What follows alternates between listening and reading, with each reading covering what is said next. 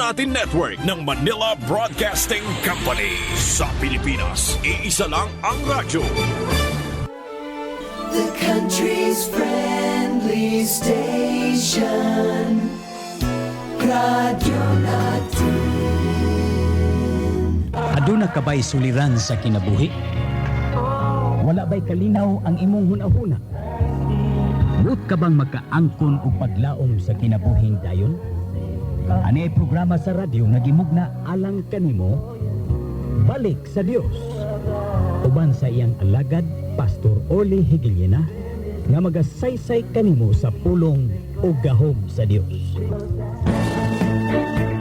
Hello, kumusta? Ug maayong buntag kaninyong tanan mga kaigsuonan. Welcome na usab nga atong tulumanon sa radyo Balik sa Dios nga inyong mabati matag Domingo.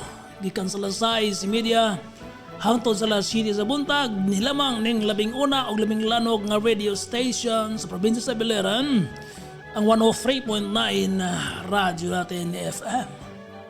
Again, kumusta mo karon adlaw Domingo? So mga andamta aron sa pagsimba. Mga tatay, nanay, dala nga itong mga anak ato silang dadon sa simbahan. Kaimportante kay na aron tang makabatunog malipayon Diyos non nga pamilya. At makaigsonan din sa Balik sa Diyos ang mga Villegas family, ang mga Gayrama family, Morillo family, Badong family, o ang mga Cabalquinto family, Stanislao family, Payos, o besan pa ang mga Espuerta, Briones, o ang mga Botastas family, Nunez family, o ang Gahom o Bornelio family. Salamat kayo ninyo ha, o bisa pa din sa Agpangi, diya sa Dapdap, daghan ta kayo diha, o sa Sabang, sa Tamarindo. So kaninyong tanan, maayong buntag, o ang Dios magapanalangin kaninyo bisan pas tanan natong mga tigpaminaw diya sa Mindan Leyte nga nagsunod niya itong programa diya sa Daha, San Isidro. Maayong buntag ninyo diya sa Tabango, sila Brother Breaks kaninyong tanan, o sila si Ate Alice o Kuya Nap Durano. Salamat kayo, sila Brother Lito, Brother Rico, sila Engineer Elmer and Sally, o mga kauban nato nga tuwa karon sa gawas sa nasod. Kaninyong tanan, maayong buntag, o ang Dios magapanalangin kaninyo. Belated birthday greetings nga to sa kang Brother Cristituto Lambet. Ayan, dong maayong buntag o happy birthday. Ang Biblia nagaingon, magkalipay ka diya kang Hiyova og siya mag-aatag sa tingwa sa imong kasing-kasing. Na imatahong mga awit sa dili pa nga itong mensahe.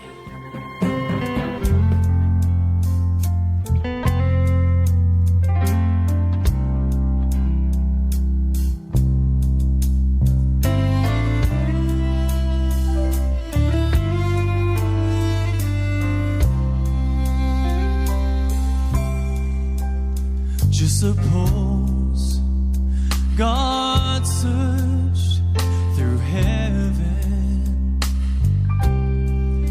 and couldn't find one willing to be the supreme sacrifice that was needed. That would buy eternal life for you and me. Had it not been for a place called Mount Calvary, had it not been for the old rugged cross, had it not been for a man called Jesus, then forever my soul would be lost. And I'm so glad he was willing to drink his bitter cup. Although he prayed, Father, let this pass from me.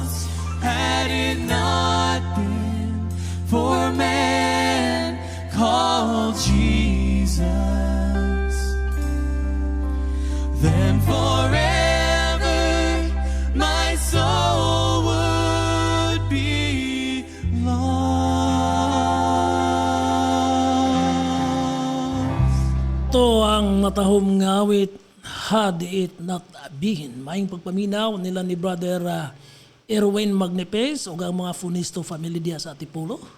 O ang akong ugangan nga si Nanay Rachel.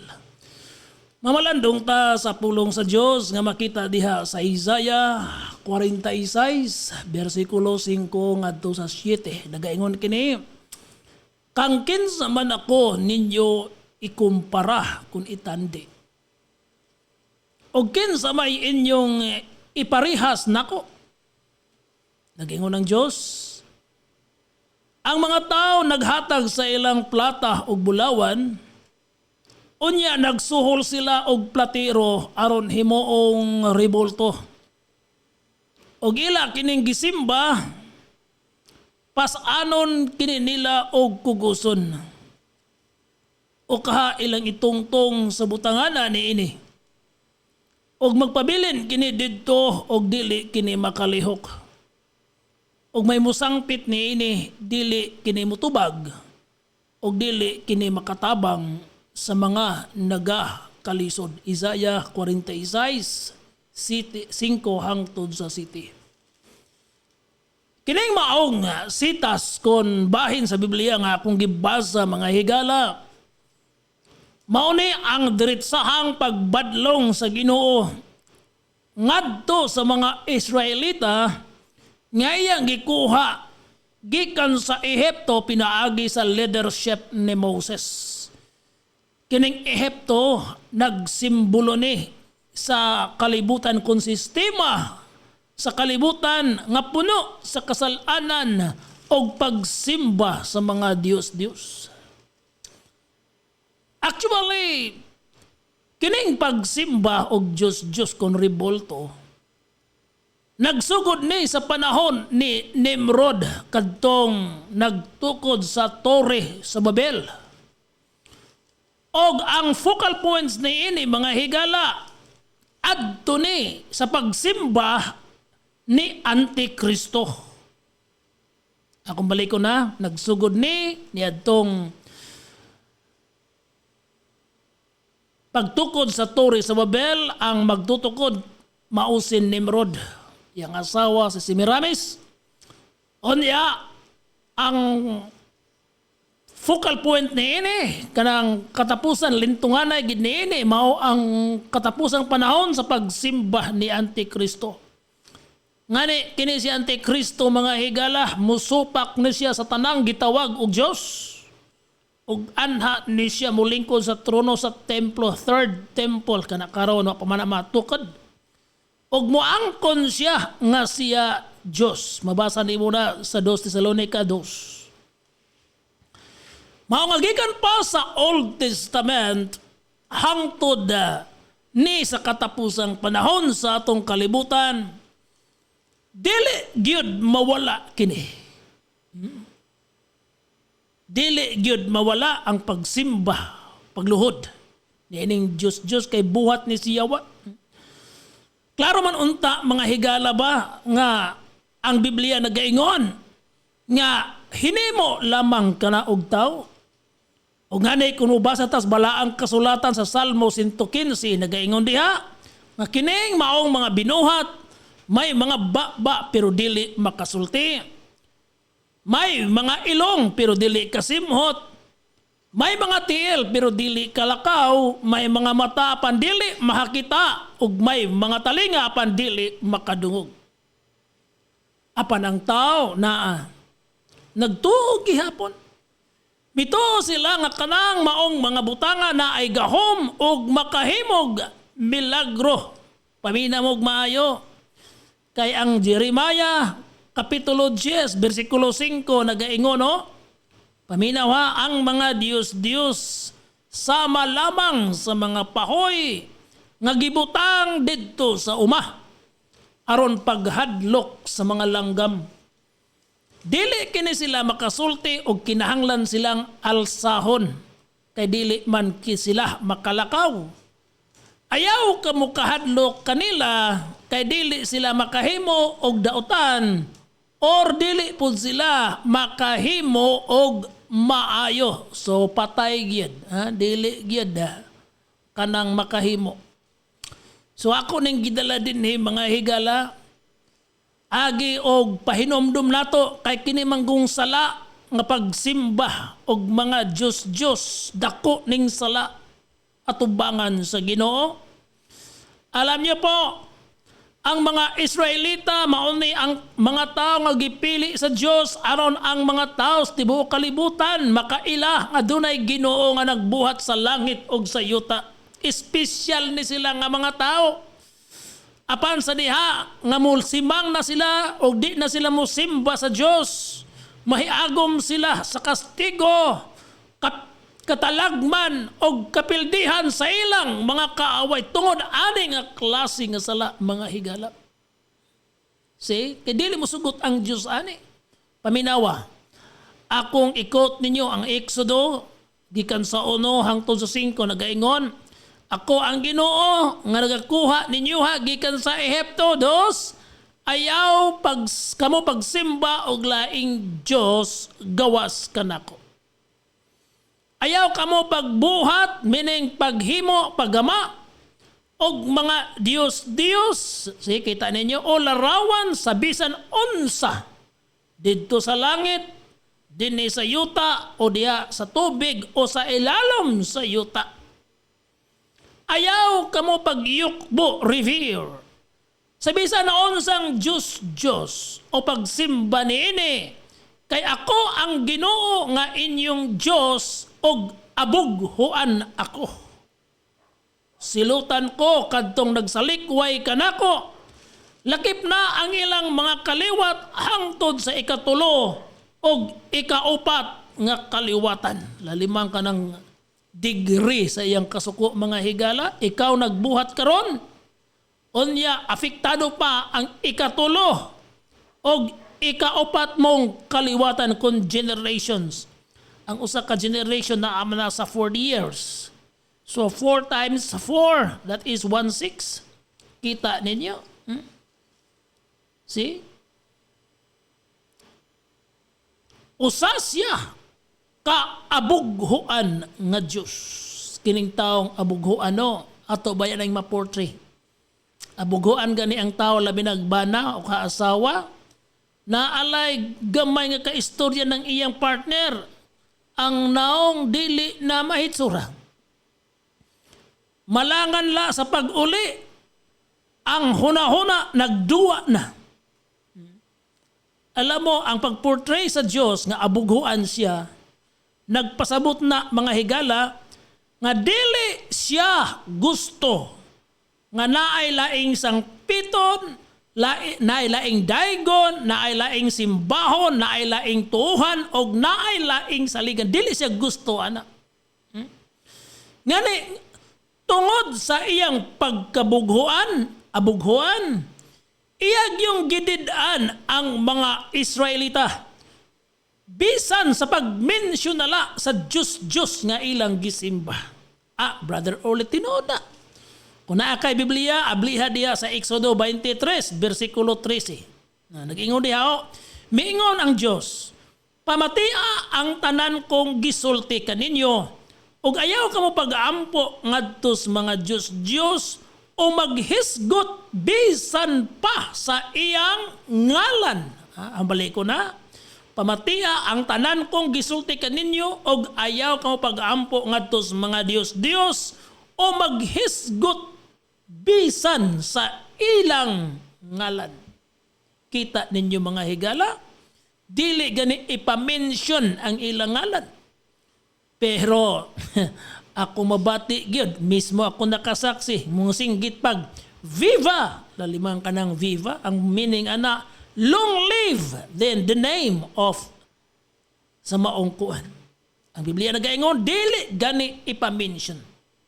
So, Exodo 20 versikulo 2, nagaingon, ayaw pagbuhat og mga larawan o linilok, pastilan. Kining maong bersikulo, pagkaluoy baya gayod sa parahimo og ribulto ano? Luoy gid kayo. Kay kamo gyud sultihan anis Ginoo. Kamo gyud mga kaigsuonan. Busa, ayuhan na, timbang-timbangan ninyong maayo. Kay klaro gayod, ayaw paghimo og mga linilok. See? Ribulto nga ludan kontra jud ni siya sa Dios. Kay siya ramang yun dapat ang angayan natong sangpiton, daigon, siya ra ang angay natong simbahon, kay siya man ang magbubuhat sa langit ug sa yuta, ug siya ang tinubgan sa atong mga kinabuhi higala. Takos yan. Mao nga sa atong teksto, maingon siya, kang kinsa man ako ninyo ikumpara. Kinsa may sama kanako? Wala gyud. Wala. Busa mga higala, balik tas Dios. Mamalik tas tinuod nga pagsimba.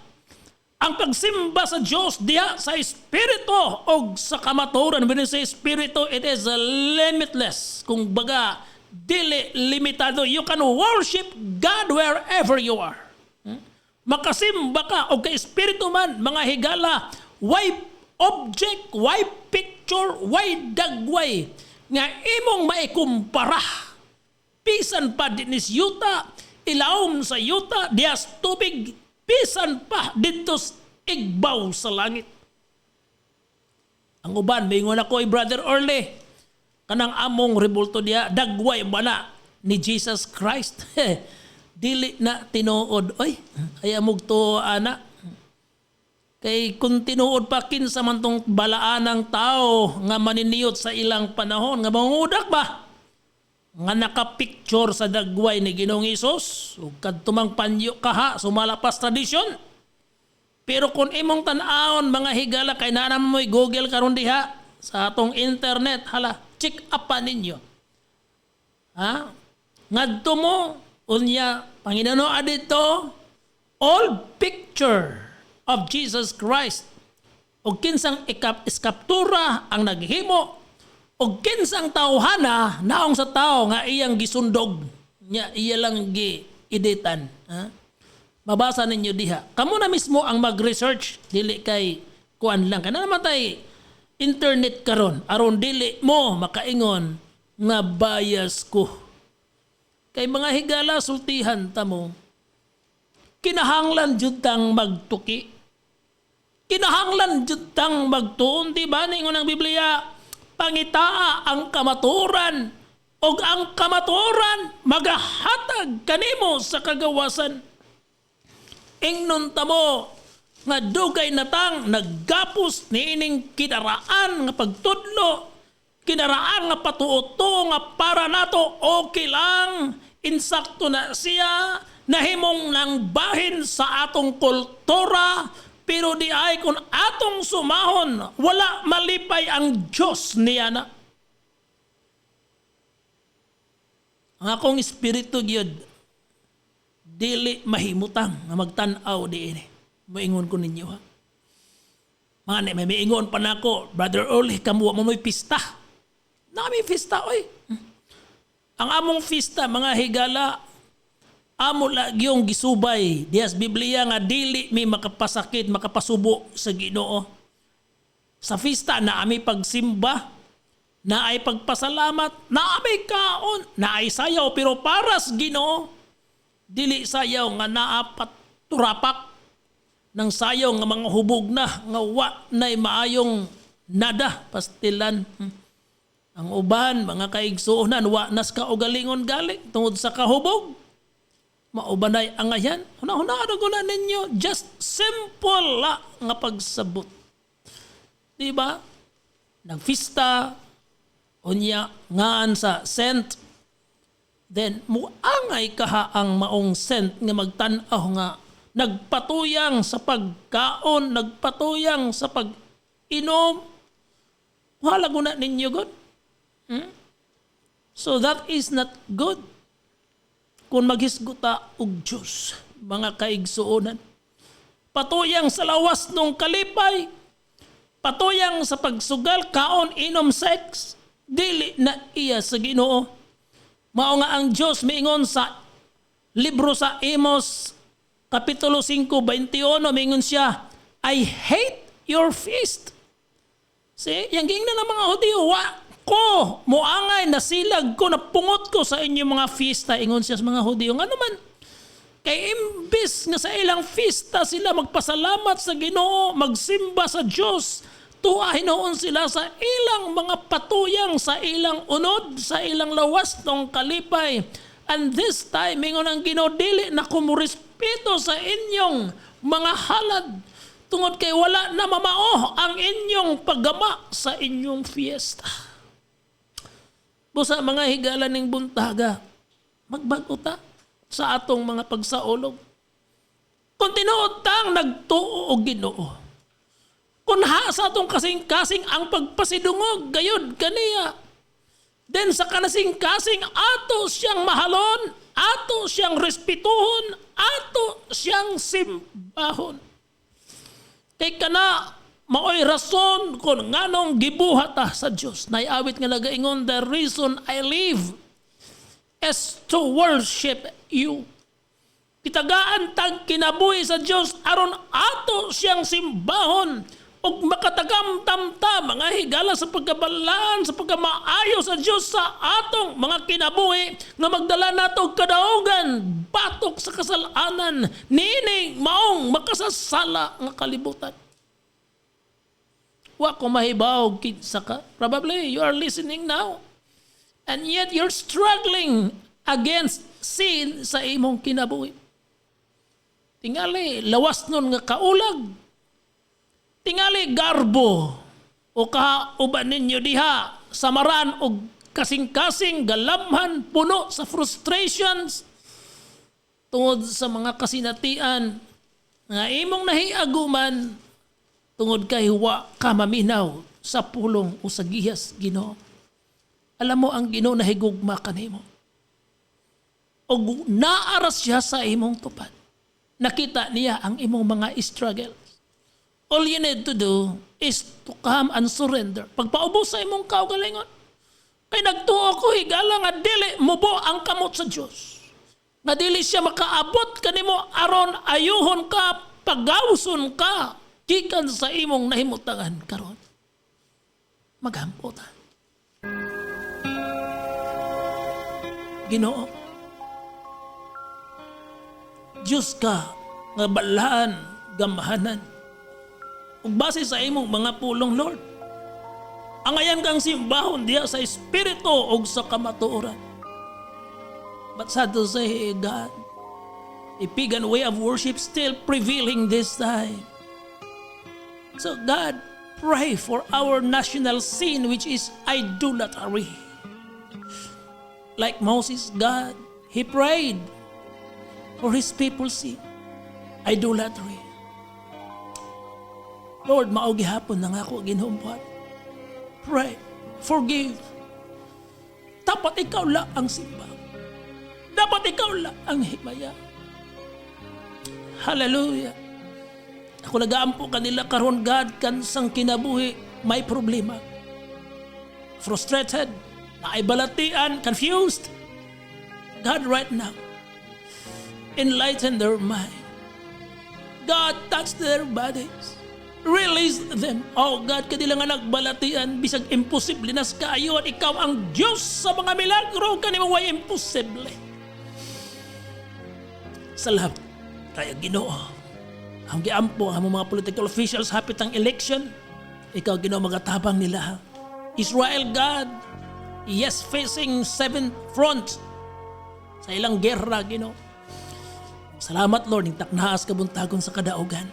In Jesus' name.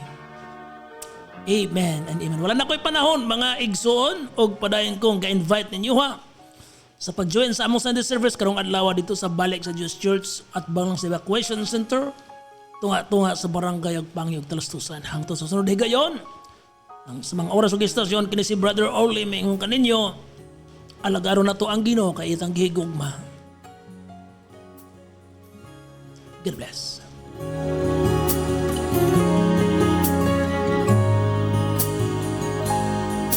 Ang ganda ng buhay, mahal kong Diyos. Sana papuri sa'yo'y tunay na malubos. Nais kong mabuhay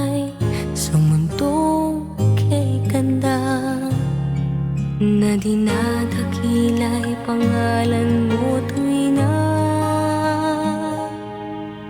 ikaw nang bahala sa amin naman. At sa mga araw na darating pa, dalangin namin ay pagpalain mo sana ikaw ang pag-ibig namin at pag-asa. Ikaw na ang bahala sa amin naman. At sa mga araw na darating pa, tanging sa'yo lamang hihingi ng awa sa bawat sandali. Ikaw na ang bahala.